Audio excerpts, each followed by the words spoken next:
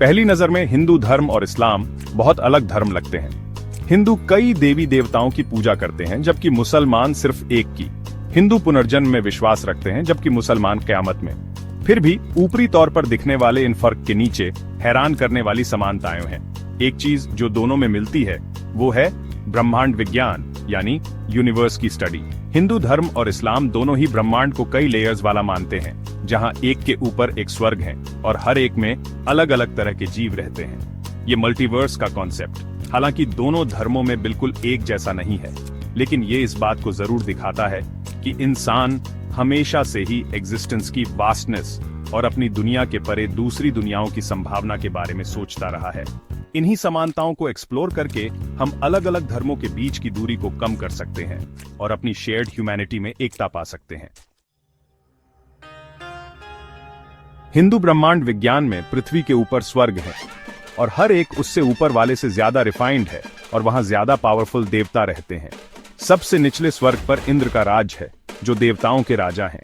इंद्र के ऊपर वरुण, अग्नि और सूर्य के लोक हैं, जो पानी, आग और सूर्य की शक्तियों को रिप्रेजेंट करते हैं। और ऊपर ब्रह्मा, जो सृष्टिकर्ता हैं, और विष्णु, जो पालनहार हैं। इन देवताओं को अलग अलग नहीं, बल्कि एक ही परम सत्य ब्रह्म ओहम के अलग अलग रूप माना जाता है।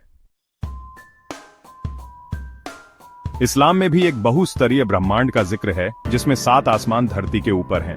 कुरान में इन आसमानों को खगोलीय पिंडों से सजा हुआ और फरिश्तों का घर बताया गया है। हर आसमान एक अलग पैगंबर से जुड़ा है। पहले आसमान में आदम से लेकर 7वें में इब्राहिम तक। 7वां आसमान, जिसे सिदरतुल मुंतहा कहा जाता है, वो सबसे ऊंचा स्थान है जहां कोई बनाई हुई चीज पहुंच सकती है। कहा जाता है कि यहीं पर पैगंबर मोहम्मद अल्लाह के हुजूर गए थे और उन्हें अपना डिवाइन मैसेज मिला था। 7वें आसमान के परे अल्लाह का लोक है, जो एकमात्र ईश्वर हैं और जिन्हें स्पेस और टाइम से परे बताया गया है।